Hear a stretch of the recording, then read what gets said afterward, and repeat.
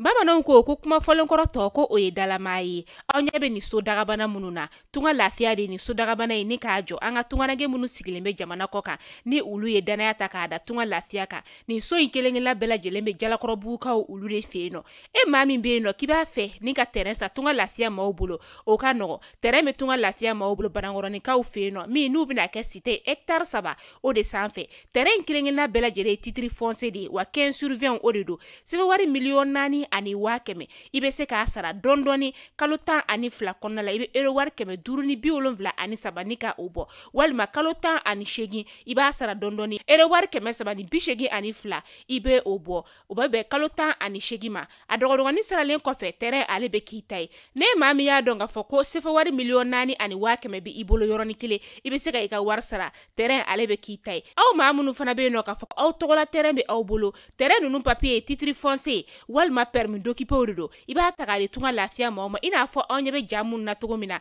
u b'a jɔ ni ka a di ma ka sɔrɔ i ma tɔɔrɔ o tuma la tunganage minnu sigilen bɛ jamana kɔ kan tunga lafiya nana aw lafiyali o de kama walasa sojɔko la aw kana degun sɔrɔ cogoya min na ne mɔgɔ min bɛ fɛ ka kunnafoni wɛrɛ sɔrɔ sa o tuma la an wele an ka numéro whatsapp kan 00336 41 94 03 80 walima 00223 72 18 42 47 tunga lafiya maliyɛnden minnu sigilen bɛ jamana kɔ kan u bɛɛ lajɛlen kelen-kelenna bɛ se ka u ni kanso sɔrɔ ba maliba ale kɔnɔna la cogoya min na.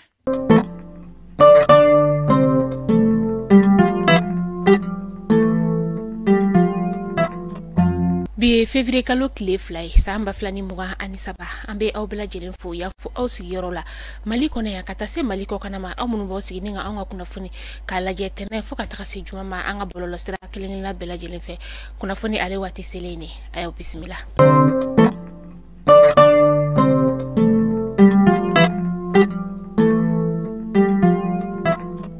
Kunnafoni daminɛla bi an ka cɛmancɛ fanga jamana ɲɛmaa n'o ye colonel Asimi Goita ye kunun février kalo tile fɔlɔ san 2023 a ye burkinabéw ka ministre ɲɛmaa ni ka o bisimila ni o ye Apollinaire Joachim Kielema Tambila ye ale nana anw ka jamana o kɔnɔna la yan nɔ walasa ka se ka na o ka cɛmancɛ fanga jamana ɲɛmaa ni ka o ka ci ka a lase anw ka jamana ɲɛmaa ale yɔrɔ la a bɛna lɛrɛ 24 ni ka o de kɛ an ka jamana kɔnɔna la yan nɔ fɛn min ye burkinabéw ka ministre ɲɛmaa ye sa a y'a yira k'a fɔ anw ka jamana ɲɛmaa o la k'a fɔ ko ale kɔni b'a seereya k'a fɔ k'anw ka jamana ɲɛmaa n'o ye colonel Asimi Goita ye a kɔni kelen don ka farafina jamana ni ka o bɛɛ lajɛlen tɔgɔ ta nin wagati in na wa ale de ye farafina ɲɛ jɔyɔrɔ ye an bɛ don min na i n'a fɔ bi.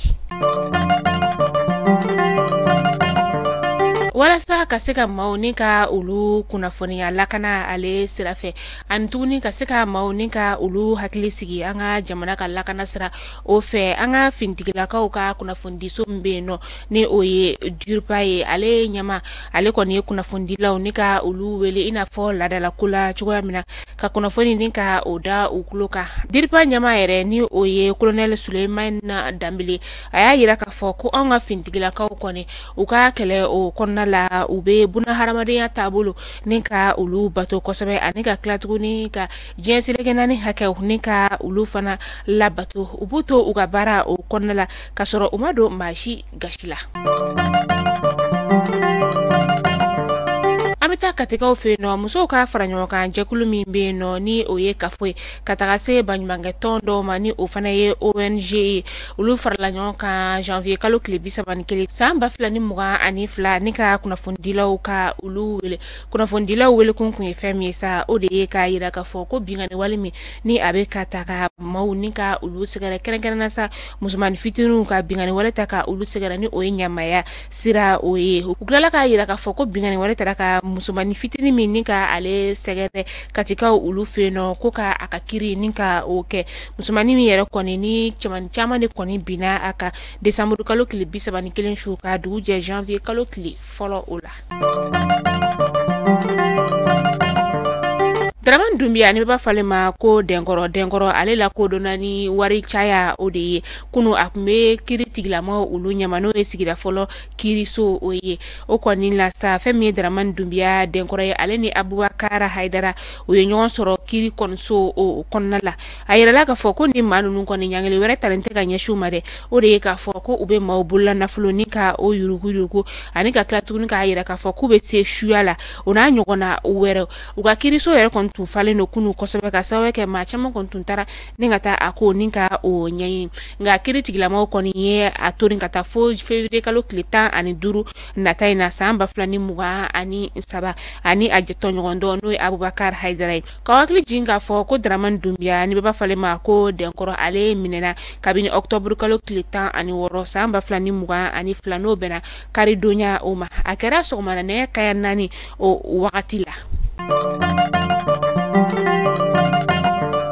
An bɛ taa sankaw olu fɛ yen nɔ n'an taara san an bɛ taa sigida dɔ n'o wele ko Sienso ale poste de contrôle kɔni bingani wale taara ka a sɛgɛrɛ janvier kalo tile 31 san 2023 su nɛgɛ kaɲa 21 o wagati bingani wale in taara ka u sɛgɛrɛ maa marafɛntigi lakodɔnbali dɔw fɛ min ni a kɛra sababu ye ka maa 2 ni ka olu bɔnɛ u ni na bolimafɛn sen 2 6